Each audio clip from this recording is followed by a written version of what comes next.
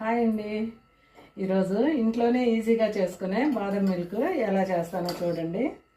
ఇందులో 1/2 లీటర్ పాలు తీసుకొని 1/2 లీటర్ అయ్యేదాకా బాగా మరిగించండి. బాగా మరిగిన పాలలో బాగా వెన్నున్న పాలు తీసుకోండి. వెన్నున్న పాలు అయితే చిక్కగా బాగుంటుంది బాదం మిల్క్.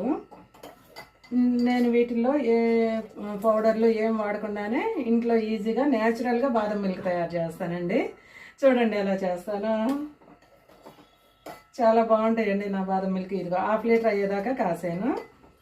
1/2 లీటర్ అయినాక చక్కెర 2 స్పూన్లు వేసుకున్నాము.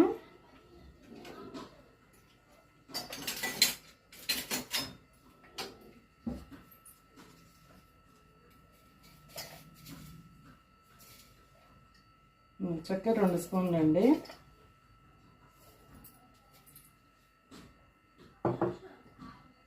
నెక్స్ట్ ఇదేనండి మేమింత అదేవి వాడే ట్రిప్పు.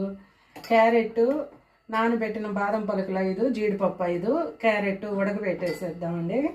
క్యారెట్ ఒక క్యారెట్ తీసుకొని బాగా మెత్తగా ఉడకబెట్టండి. ఉడకబెట్టి బాదము నానబెట్టిన బాదము, జీడిపప్పు, క్యారెట్ మిక్సీ వేసాను. 2 యాలకులు కూడా కలిపి మిక్సీ వేసానండి. ఈ కాగుతున్న పాలల్లో ఇదిగోండి చక్కెర వేసి కాగుతున్నాయి కదా, కాగుతున్న పాలల్లో ఈ పేస్ట్ వేద్దాము.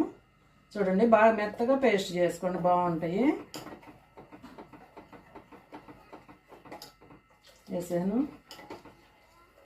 ఇది వేసినాక కూడా బాగా కొంచెం సేపు కాగనివ్వండి.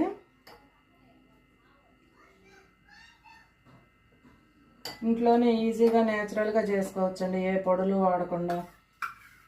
ముందు రోజు నైట్ కనుక బాదం పప్పు, జీడిపప్పు నానబెట్టుకుంటే ఈజీగా అయిపోద్ది. లేదైనా ఉదయాన్నైనా నానబెట్టుకోవచ్చు. ఇంకా లేదు మీరు అప్పటికప్పుడు అనుకుంటే బాదం పప్పు కనుక వేడి నీళ్ళలో వేస్తే తొందరగా పప్పు వచ్చేస్తుందండి. నానిపోతాయి. పాలు కాగేలోపు అవి నానుతాయి. అప్పుడు మిక్సీ వేసేసుకోవచ్చు అండి. క్యారెట్ ఒక పొయ్యి మీద పెట్టండి, పాలు ఒక పొయ్యి మీద. ఇదిగో బాగా తెరలనివ్వండి. తెరలి బాగా దగ్గరికి అయ్యేదాకా, అదే కొంచెం చిక్కబడేదాకా తెరలనివ్వండి. అయిపోయిందండి ఈజీగా బాదం మిల్క్.